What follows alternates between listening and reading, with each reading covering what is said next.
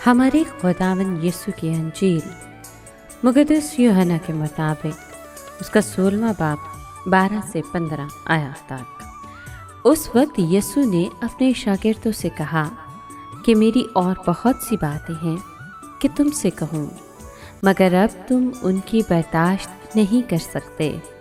लेकिन जब वो यानी रूहे हक आएगा तो वो सारी सच्चाई के लिए तुम्हारी हदायत करेगा, क्योंकि वो अपनी तरफ से ना कहेगा, लेकिन जो कुछ सुनेगा वो ही कहेगा और तुम्हें आइंदा की खबर देगा। वो मेरी बुजुर्गी करेगा, इसलिए कि वो मुझसे पाकर तुम्हें खबर देगा। जो कुछ बाप कहे वो सब मेरा है, इसलिए मैंने कहा कि वो मुझसे पाकर तुम्हें खबर देगा। पाक कलाम के पढ़े और सुने जाने पर खुदावंद की बरकत हो, खुदा का शुक्र हो। अज़ीज़ मोमिनीन, मसीह हर चीज़ से बाखबर है। यीशु अपने महबूब शागिर्दों को आसमानी राज और मुस्तकबिल की बातें बताना चाहता है, लेकिन हमारे दिलो दिमाग इतनी सलाहियत नहीं रखते कि ऐसी सच्चाइयाँ मुकम्मल तौर पर समझ सकें। इसलिए मंतकी तौर पर हम ये नहीं समझ सकते कि मसीह आसमान पर खुदा की दाहिनी तरफ बैठा हुआ है। ऐसी बातें हम उसी वक्त समझ सकते हैं जब खुदा का रूह उन्हें हमें समझाए। इसी तरह कुदरती तौर पर हम ये नहीं समझ सकते कि वाहिद खुदा तीन अकायम में मौजूद है।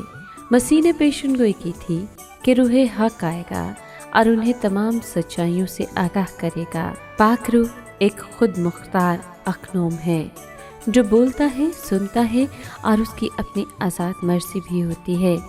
फिर भी वो कोई काम बाप की मर्ज़ी के बगैर नहीं करता। वो मखसूस ख़यालात लेकर नहीं आता, बल्कि हमें वही बात बताता है जो बाप ने कही है। पाक रूह के काम का मकसद मसीह का जलाल है।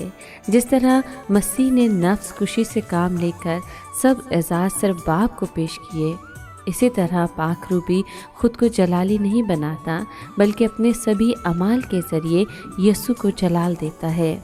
इससे हमें ये सबक मिलता है कि हम अपने तजर्बों, फतूहात और अमाल के मुतालिक खामोश रहें और सिर्फ मनंजी यीशु ही को जलाल दें।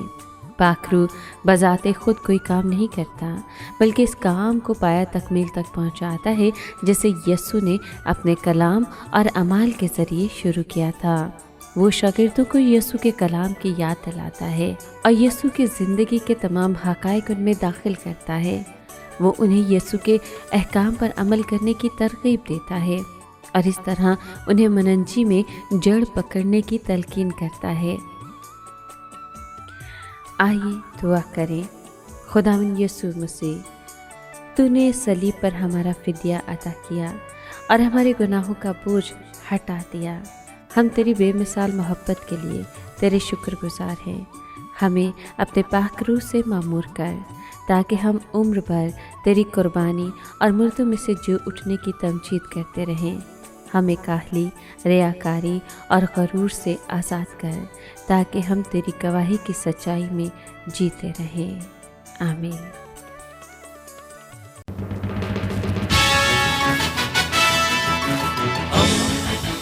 दोस्ती का पैगंबर, रेडियो वेरितास एशिया।